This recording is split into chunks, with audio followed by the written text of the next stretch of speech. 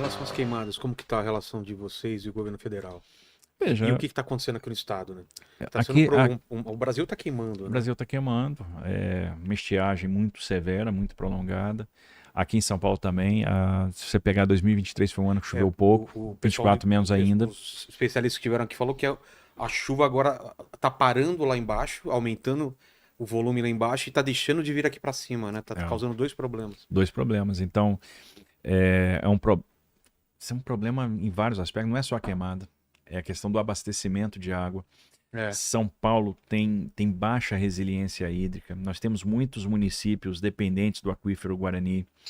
A gente precisa de estruturas de reservação. Só para você ter ideia, agora, esta semana eu inauguro a barragem de Botucatu, que ficou pronta. É uma estrutura de reservação feita pela Sabesp. Um grande trabalho lá do Pardini, do prefeito de Botucatu. No dia 30 eu dou ordem de serviço em duas barragens, a barragem de Amparo e a barragem de Pedreira. Né, que também é fundamental. Né? Lugar onde poderia ter problema de abastecimento de água. Porque aquilo é importante para a região metropolitana de Campinas, que é uma região que tem baixa resiliência hídrica. Então, essas estruturas de reservação, barragem Amparo, barragem de Pedreira, barragem do Piraí para atender Salto, para atender Itu, são absolutamente importantes. E a gente tem que pensar depois na reservação do Centro-Oeste, na reservação do Oeste. A gente tem um problema com irrigação, porque aí falta água nas lavouras. Imagina, falta água nas lavouras do oeste do estado. Mesmo lá você tendo Aguapeí, Peixe, Paraná, Paranapanema. Então a gente precisa resolver isso. Né? A gente precisa de estruturas de reservação, precisa fazer poupança de água, esse é um ponto. E preciso de estruturas de adução, captação. Isso é governo só. Governo e prefeitura? Governo e prefeitura. Por quê? O que acontece? Aí tem uma... A gente fez a privatização da Sabesp e nos municípios alcançados pela Sabesp a resiliência hídrica aumenta muito. Porque aí a gente já entrou na lógica do compartilhamento de infraestrutura, no pagamento por produção de água. Então, por exemplo, hoje, aqueles municípios do Alto Tietê e aqueles municípios do Cantareira, do Complexo do Cantareira, eles estão sendo remunerados para manter ali as suas áreas de mata ciliar, para manter ali os seus reservatórios, né, para garantir a produção de água. E a produção de água você garante, né, com o aumento da cobertura vegetal, com o aumento da sua reserva florestal, enfim. Obviamente os municípios têm uma servidão e para isso eles estão sendo remunerados, que é algo absolutamente inédito no Brasil. Então, a estrutura daqueles municípios operados por Sabesp é outra coisa. Você tem um grande primeiro ciclo de investimentos até 2029, que são os investimentos para universalização do saneamento, e até 2034, que são aqueles investimentos para aumento da resiliência da rede. E mais, a gente diminuir perda, sensorizar a rede, etc. Nos outros municípios de São Paulo, que não são atendidos pela Sabesp, você tem um cenário muito diverso. Então, alguns operam com PPP, concessão, outros operam com autarquias municipais. Nós temos autarquias super ineficientes e às vezes o prefeito fica apegado àquela autarquia, porque ela tem lá 500 funcionários e o cara não quer ter o ônus político de passar aquilo para iniciativa privada. E aí qual é a consequência disso? Ineficiência. Então são municípios que às vezes operam com 40%, 50% de perda na rede. E aí os municípios às vezes chegam para mim, poxa, eu preciso de ajuda nesse cenário de escassez. Eu vou chegar, cara, eu até posso entrar com outorga especial, eu faço uma nova estrutura de captação, eu vou fazer o desassoreamento do seu rio. Agora, a gente vai investir uma grana para aumentar a disponibilidade hídrica, para aumentar a oferta. Você continuar perdendo 50% de água na rede, não faz sentido. Para isso a gente criou o Universaliza, que é um programa onde a gente quer adesão é voluntária, óbvio. Os municípios aderem, a gente junta os municípios, organiza um cluster, modela uma concessão para quê? Aproveitar justamente esse lance do compartilhamento de infraestrutura. Então, se eu tenho vários municípios juntos, dentro de uma bacia, fica muito mais eficiente eu tocar a questão do saneamento. E aí eu junto as duas coisas, saneamento e drenagem. Aí eu venho com as estruturas de reservação de água na época da chuva, venho com saneamento, venho com a rede sensorizada, então diminuo a perda, venho com investimento. É um pouco o que a gente está desenhando para resolver esse problema de médio e longo prazo. Né? A gente está investindo muito em reflorestamento, estamos fazendo reflorestamento de 40 mil hectares, reserva florestal do estado vai crescer, ou seja, tentando fazer a nossa parte.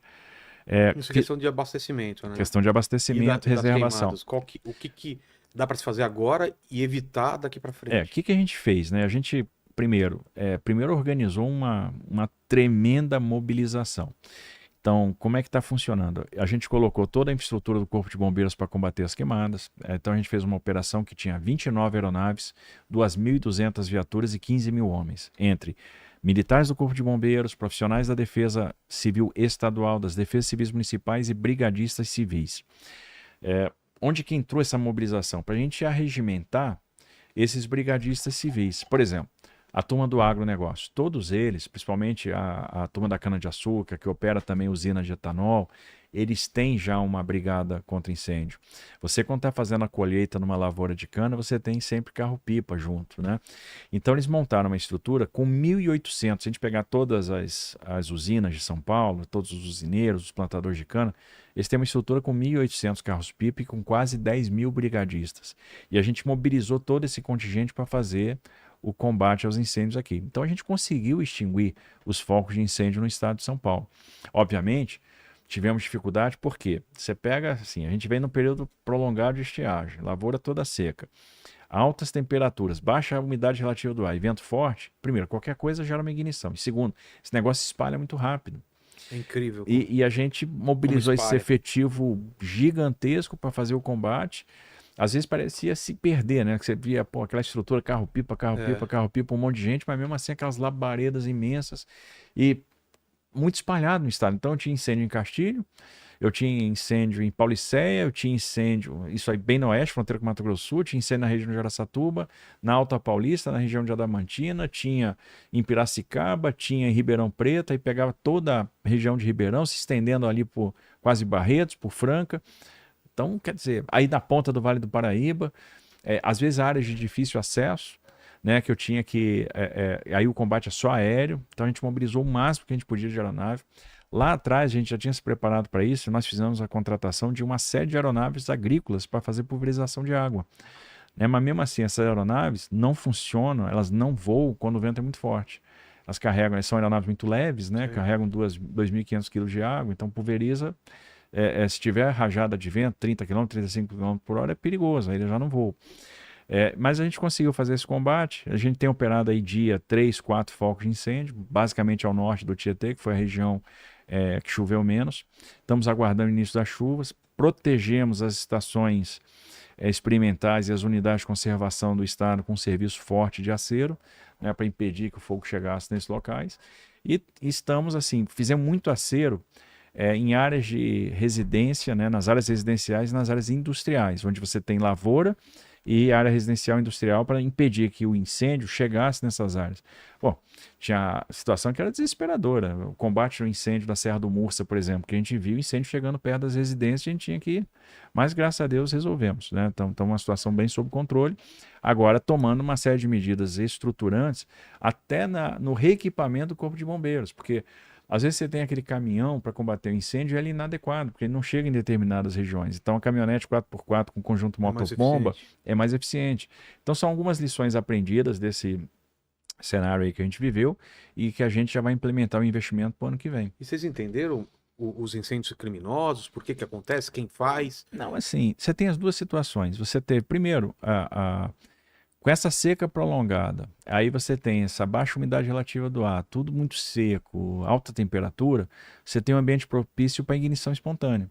Qualquer coisa pode provocar ignição. Aí tem o cara que soltou o balão, tem a bituca de cigarro, mas tem o pedaço de vidro, o pedaço de alumínio, que às vezes está no campo. Tem o cara que coloca de propósito também? Tem, nós prendemos... Qual que é a motivação?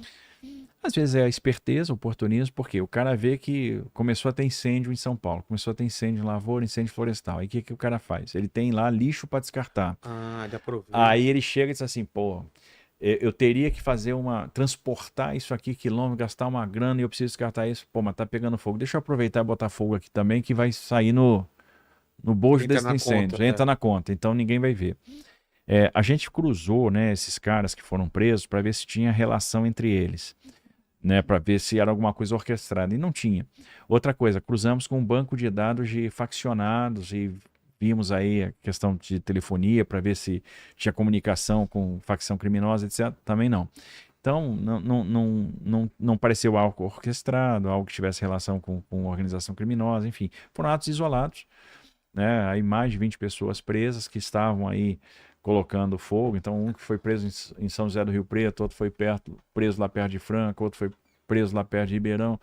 Mas sempre, às vezes com esse oportunismo, às vezes maldade mesmo. Maldade, só pra ver o circo pegar fogo. Agora, nós tivemos, por exemplo, incêndios, o que estava acontecendo em Bananal, na Serra do Mar. Áreas absolutamente inacessíveis. Então, ali é uma questão das condições climáticas mesmo. E o governo federal entra onde aí? Muita solidariedade, muito discurso e pouca ação.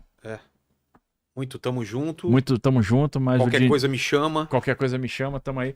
Não, sendo justo, na primeira leva de ocorrência que a gente teve, né? E quando ficou muito grave, pegar o mês de agosto foi muito crítico, foi o mais crítico de todos, porque a gente sai de uma... Nessa época sempre tem incidência de focos, a gente sai de 1.700 focos para 5.000 focos. E aí nós tivemos aquela grande ocorrência em Ribeirão Preto, ficou muito crítico.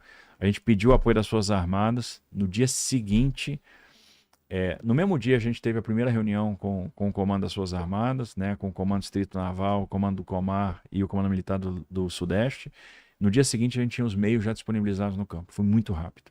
Eles realmente entraram rapidamente para nos atender. E mandaram para cá helicópteros, mandaram para cá homens de engenharia, com equipamento de engenharia para fazer acero, para proteger a unidade de conservação. Mandaram para cá o KC, que é um espetáculo, né, que ele consegue pulverizar 12.000 litros a cada perna, né, a cada viagem. Então foi muito eficiente esse apoio das Forças Armadas. Mas fora isso, aí é muito tamo junto, tapinha nas costas, pô, minha solidariedade, pô, vocês são bacana, é difícil combater, né, tal, mas ponto, morre por aí. Publicar nas redes sociais, né? Vamos mas lá. para dar satisfação para a sociedade. Exatamente. Tuti, em relação ao que a gente falou, algumas perguntas pra gente mudar de assunto aqui? Vamos lá. O Rick de Camargo mandou: Tarcisão, como está a situação da ligação Sorocaba... Peraí, que intimidade é essa? Véio? Aí você o reclama... governador Aí você reclama com o nosso querido Rick de Camargo, então, né? Não Rick, fui eu que falei isso. Tá bom. Como está a situação da ligação Sorocaba-São Paulo via trens? Vai rolar, mesmo se você não estiver como governador? É uma certeza pra gente? Rick, o projeto está pronto, vai para consulta pública e para leilão ano que vem.